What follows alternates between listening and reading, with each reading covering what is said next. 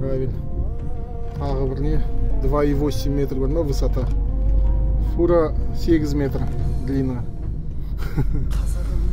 2,8 метр высота, бізден мәшіне 4 метр биіктігі. Алдында, короче, мост бар ғой. Бірақ мен мостқа жетпей, уже выгрузкаға келем. Равиль навигаторым. Том направо алып жүріп отыр да. Направо өте алмай негізі. Постоянно келетін магазинім ғой. Грузовой запрет знактан өттім. Еще 7 метр ұзындық ограничение. Біздікі 17,5 метр.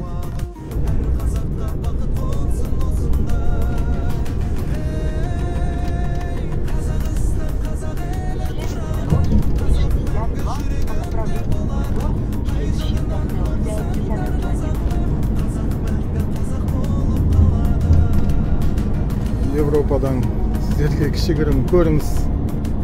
Сосын жалпы жігіттер мынандай сұрақта туындап тұр. Мына жер жаз болып отыр. Плюс 15. Алматы минус 8 дейді келіншегім. Қар жатыр дейді. Жер домалақ па? Жоқ, жер шарма.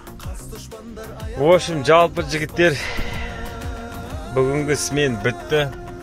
Чип карта, тахографаны шығарып атырмыз, иншалла.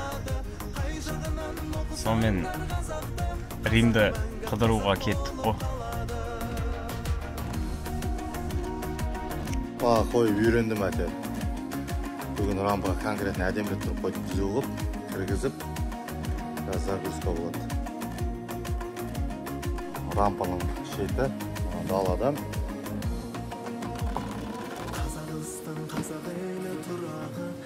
Шаптан ішінде міне рампаның темасын ұрып тастадық.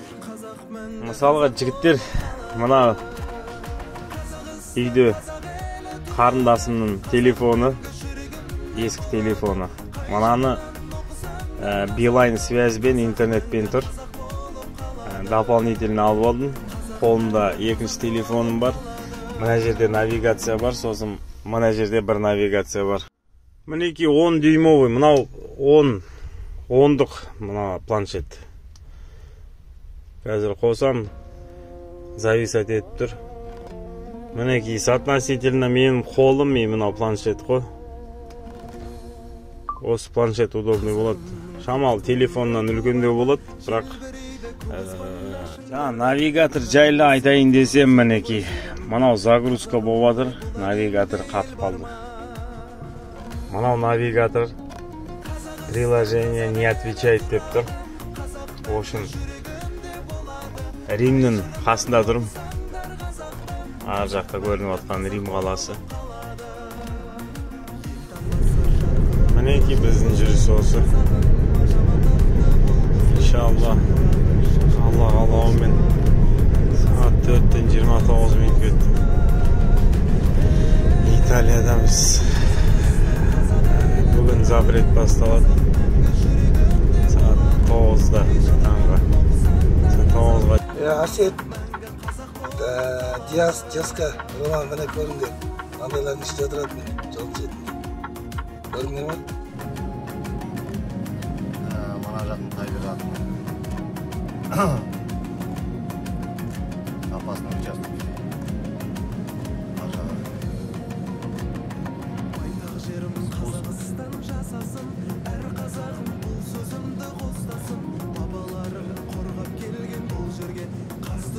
Көптөгөдөн супрат қажатыношын.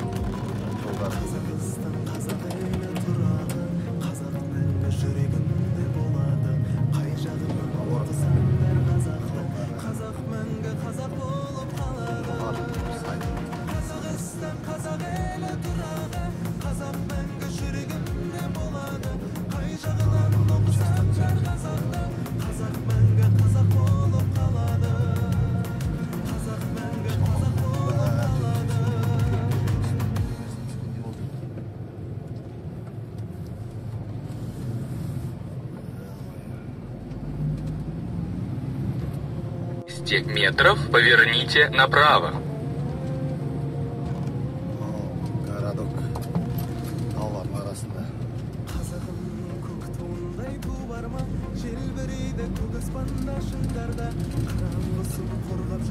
Поверните налево. Затем поверните направо. Кең ғой міне. Кең шығын. Ал. Адам жүретін жерлер аз.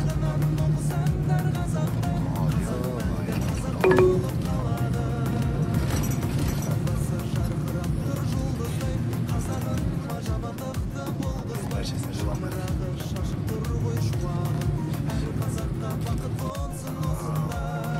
Таулардың арасында.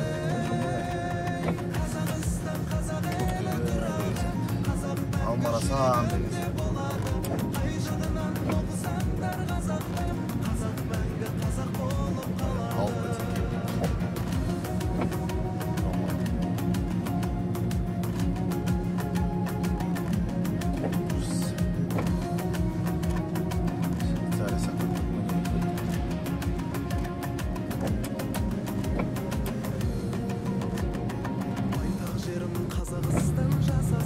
Перевалдардан жүргеннен кейін срочно бір темек табу керек сияқты. Төмен жақтың бәрі сай.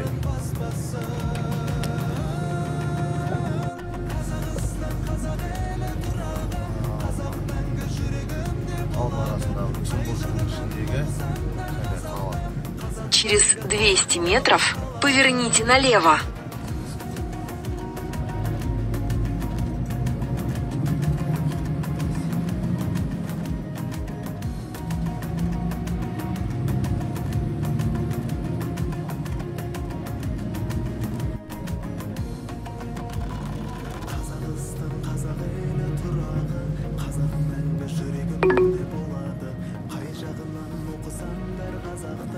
Германияда қар көшелер жүріп профессионал болады сияқты.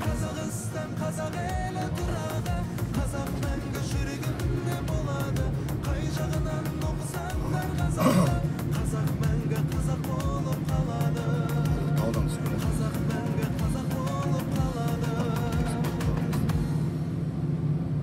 көшіне тауымызды қосып қойдым.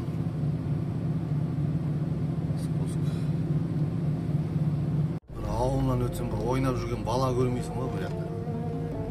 Редко көресің ғой, велосипед айдап бартқан балалар. Аблай, ойнап, шулап. Қарғымда оны жоқ.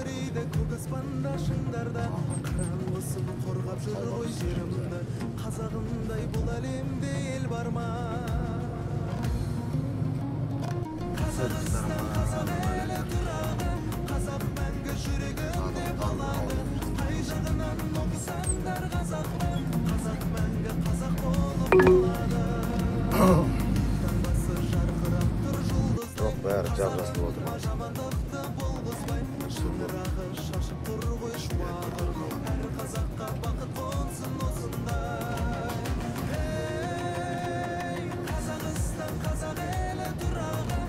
Германиядан бөлек Люксембург пен қалалы.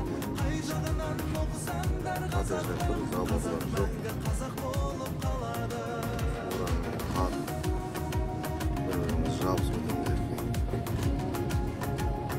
Далее держитесь слева. Того все экономно, хорошо. Бір машина тоқтайды десең,